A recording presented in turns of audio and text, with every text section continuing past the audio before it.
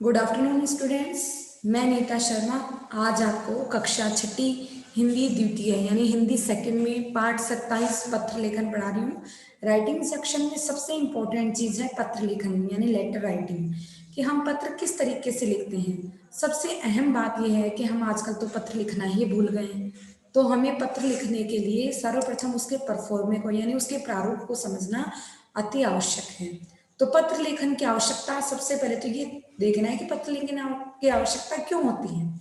आज दूरभाष यानी टेलीफोन, मोबाइल और ईमेल का जमाना है, परंतु पत्र लेखन की उपयोगिता और आवश्यकता आज भी बहुत है। चाहे हम कितने ही टेलीफोन, मोबाइल और ईमेल से कार्य कर लें, लेकिन जो हाथ से लिखा गया पत्र है वो ज्यादा उपयोगी और आवश्यक होता है। आज भी कई क्षेत्र जैसे सरकारी कार्यालय या फिर सरकारी बड़े बड़े जो कार्य होते हैं, संविधान के जितने भी कार्य होते हैं, उनमें सब लिखित दस्तावेज मांगते हैं, लिखित रूप से ही पत्र व्यवहार करते हैं, तो उसके लिए पत्र की आवश्यकता होती है।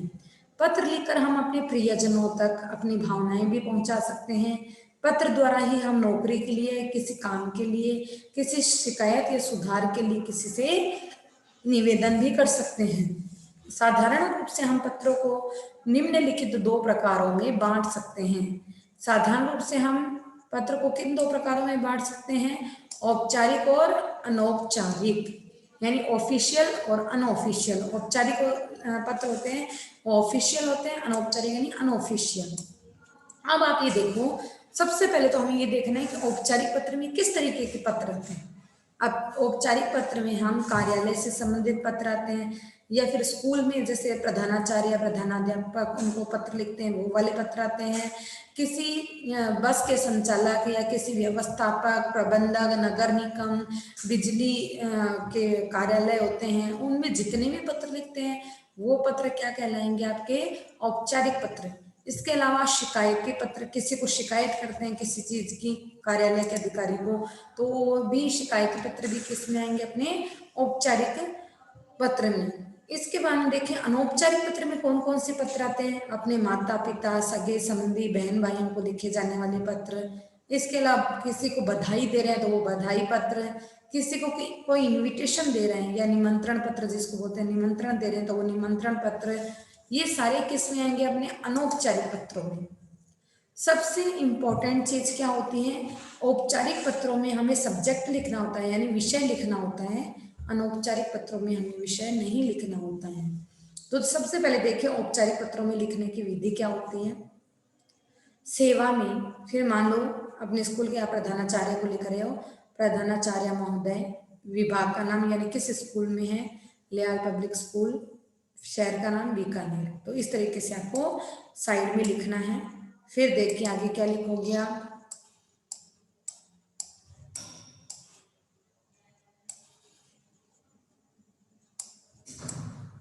विषय, विषय यानी फीस माफी हेतु, यानी रीजन बताओगे ना किस विषय पे आप ये लिख रहे हो।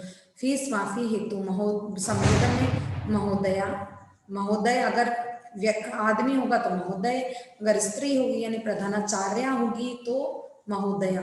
ठीक है। फिर आप विषय वस्तु यानी क्या मतलब बात कहना चाह रहे, तो सभी ने निवेदन है कि मैं आपकी विद्यालय की कक्षा 5 की या 6 की छात्रा हूँ। मेरा नाम लिखने की जरूरत नहीं, नीचे आ जाएगा नाम। तो छात्रा हूँ, मेरे पिताजी एक गरीब मजदूर हैं, उनकी मासिक आय है वो 7,000 रुपये है, इसलिए हमारे घर का खर्च बड़ी ही मुश्किल से चल पाता है।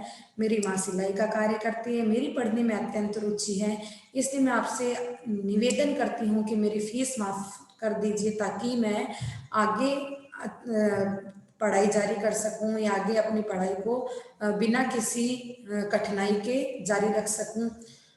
अगर आप ऐसा करते हैं तो आपकी अति कृपा होगी। मैं आपको वादा करती हूँ कि मैं आगे की परीक्षाओं में बहुत बहुत अच्छे अंक की प्राप्ति करूंगी। लास्ट में लिखोगे धन्यवाद, आपकी अति कृपा होगी, धन्यवाद वो तो हो गया। लास्ट में भी आप लिखोगे धन्यवाद। फिर प्रार्थी का नाम, तो उसमें आप अपना नाम लिखोगे, आपका आज्ञाकारी शिष्य या शिष्या जो भी है, फिर अपना नाम। फिर अनुक्रमांक, अनु का मतलब है अनुक्रमांक यानी रोल नंबर, और छठी ए, फिर दिनांक। जिस दिन आप लिखते हो ना उसी दिन के दिनांक डालनी होती है। जिस मान लो एग्जाम में आप क्या आता है, तो जिस दिन आप लिख रहे हो ना आपको उसी दिन के दिनांक डालनी होगी। चलिए और देखते हैं हम। प्रधानाचार्य को आवेदन पत्र लिखना है जिसमें सचरित्र का प्रमाण पत्र पाने के लिए यानी सीसी करेक्टर सर्टिफिकेट मांगने के लिए आपको प्रमाण पत्र के लिए आपको क्या करना है, उनको निवेदन करना है, आवेदन पत्र लिखना है। सेवा में प्रधानाचार्य जी, नवोदय विद्यालय वाराणसी। फिर जस्ट आएगा विषय सचरित्रता का प्रमाण पत्र लेने हेतु महोदय विनम्र निवेदन है कि मैं आपके विद्यालय में छठी ए कक्षा का विद्यार्थी हूँ। मेरा कक्षा अनुक्रमांक 10 है। अगर ये चीज आप नहीं भी लिखती हो ना, मेरा कक्षा अनुक्रमांक 10 है तो चलेगा, क्योंकि अपना नीचे ये मेंशन हो रहा है। मैं सदैव प्रथम श्रेणी में उत्तीर्ण होता रहा हूँ। गत परीक्षा में मैंने सर्वाधिक अंक प्राप्त किए थे। मैंने विद्यालय में समय समय पर आयोजित विभिन्न कार्यक्रमों में भी उत्साहपूर्वक भाग लिया है। निवेदन यह है कि मेरे पिताजी का स्थानांतरण देहरादून हो गया है। हम सबको सपरिवार देहरादून जाना होगा। मुझे भी वहीं छठी कक्षा में प्रवेश लेना होगा। इसके लिए मुझे सच्चरित्रता प्रमाण पत्र की आवश्यकता है। कृपया मुझे यह प्रमाण पत्र देकर अनुग्रहित करिए। धन्यवाद। फिर आप अपना नाम लिखोगे, कक्षा लिखोगे, अनुक्रमांक लिखोगे और दिनांक लिखोगे। कक्षा अध्यापिका को पत्र, ये भी आप लिख सकते हो। सेवा में कक्षा अध्यापिका से वही चीज आ रही है। इसके बाद में है स्वास्थ्य अधिकारी को पत्र लिखना है जिसमें आप स्वच्छता हेतु, ये आपको आप इसको शिकायती पत्र में भी डाल सकते हैं क्योंकि आप शिकायत कर रहे हैं उनसे अपने नगर की स्वच्छता हेतु, तो आप शिकायती पत्र में भी इसको डाल सकते हैं। तो देखिए सर्वप्रथम सेवा में, फिर आप लिखोगे जिसको आप पत्र लिख रहे हो मुख्य स्वास्थ्य अधिकारी। फिर ये कहाँ है स्वास्थ्य अधिकारी वो लिखोगे। नैनीताल नगर निगम नैनीताल। विषय अपने क्षेत्र की स्वच्छता हेतु महोदय आपसे निवेदन है कि हमारे क्षेत्र में सफाई कर्मचारी सही समय पर नहीं आते, इसलिए नालियां गंदगी से भरी पड़ी हैं। पिछले 1 महीने से उनकी सफाई नहीं हुई है। जगह जगह कूड़े के ढेर लगे हैं। मच्छर और मक्खियां पनप रही हैं। बीमारियां फैलने का खतरा बना हुआ है। बदबू के कारण घर से निकलना मुश्किल है। आपसे अनुरोध है कि कृपया इस ओर ध्यान दें और सफाई कर्मचारियों को शीघ्र भेजें ताकि हमें इस गंदगी से राहत मिले। धन्यवाद। फिर आप लिखोगे प्रार्थी नाम, फिर अपना एड्रेस। अब इसमें एक चीज इंपॉर्टेंट है कि जैसे प्रधानाचार्य वगैरह को हम पत्र लिखते हैं तो उसमें अपन अनुक्रमांक और आप क्या आज्ञा करें शिष्य शिष्य ऐसे लिखते हैं। इसमें थोड़ा सा आपका फॉर्मेट चेंज हो जाता है नीचे वाला। इसमें आप क्या लिखोगे प्रार्थी, यानी जो प्रार्थना कर रहा है वो क्या होगा प्रार्थी। यहाँ पर शिष्य या शिष्या नहीं आएगा। शिष्य तो गुरु का होता है, गुरु का ही होता है ना शिष्य, लेकिन यहाँ पर ये गुरु थोड़ी ना हमारे स्वास्थ्य अधिकारी, हम प्रार्थी कर रहे हैं प्रार्थना कर रहे हैं तो प्रार्थी। रजत अपना नाम लिखोगे, नीचे आप अपना मकान नंबर और अपनी रोड का नंबर भी लिखोगे। इसमें आपको अपना एड्रेस लिखना है, ठीक है। नेक्स्ट देखिए कौन से स्थान से लिख रहे हो और आपको लिखनी है दिनांक, किस दिनांक को आप लिख रहे हो। ये सारी चीजें आपको ध्यान में रखने की आवश्यकता है कि किस पत्र में हमें कैसे इसको लिखना है। नेक्स्ट देखिए, नेक्स्ट हम पढ़ते हैं परीक्षाओं के दिनों में बजने वाले लाउड स्पीकर बंद करवाने के लिए थानाध्यक्ष को पत्र लिखिए।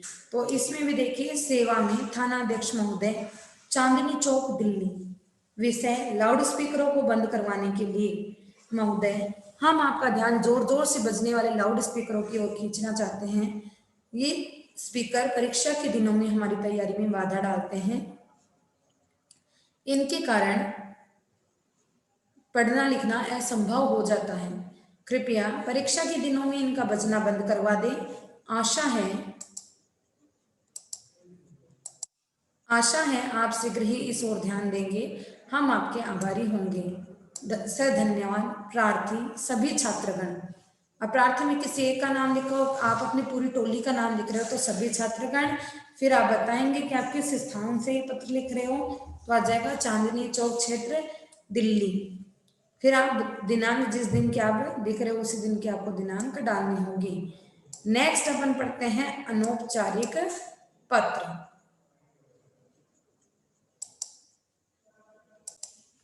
अनौपचारिक पत्र, अनौपचारिक पत्र मित्रों और संबंधियों को लिखे जाते हैं। इसमें भावनाओं की अभिव्यक्ति होती है। इसमें अपन अपने माता पिता, बहन भाई, सगे संबंधियों को ये भी पूछ लेते हैं आपका स्वास्थ्य कैसा है, आप कैसे हो। लेकिन औपचारिक पत्रों में थोड़ी ना लिखते हैं, ऐसा नहीं लिखते।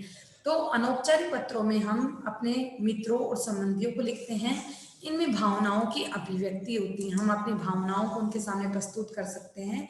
बड़ों के प्रति सम्मान, आदर, श्रद्धा तथा छोटों के प्रति स्नेह, प्रेम आदि भाव भी हम प्रकट कर सकते हैं। इसलिए इन पत्रों की भाषा अधिक खुली, भावपूर्ण और स्वतंत्र होती है। ऐसे पत्रों की रूपरेखा निम्न प्रकार से रहती है। सबसे पहले, अब इसमें थोड़ा सा आपके फॉर्मेट चेंज होगा, पर फॉर्मा इसमें क्या होगा कि सबसे पहले आपको अपना एड्रेस लिखना होगा। जैसे देखिए, ये एड्रेस इस साइड आएगा, मोहन भटनागर 35 मॉडल टाउन लुधियाना। फिर आपकी डेट लिखोगे। फिर जैसे आप मित्र को लिख रहे होगे तो प्रिय मित्र, और अगर अपने से बड़े मान लो पिताजी, माताजी, मामा जी, मामी जी, नाना जी, नानी जी, इनको लिखोगे तो आप पूजनीय लिखोगे ना, आदरणीय या फिर पूजनीय। यानी अपने से बड़े जितने भी होंगे वो या तो आदरणीय होंगे या फिर पूजनीय होंगे। अब ये देखिए, बड़े भाई को अलार्म घड़ी मंगवाने के लिए अपन पत्र लिख रहे हैं।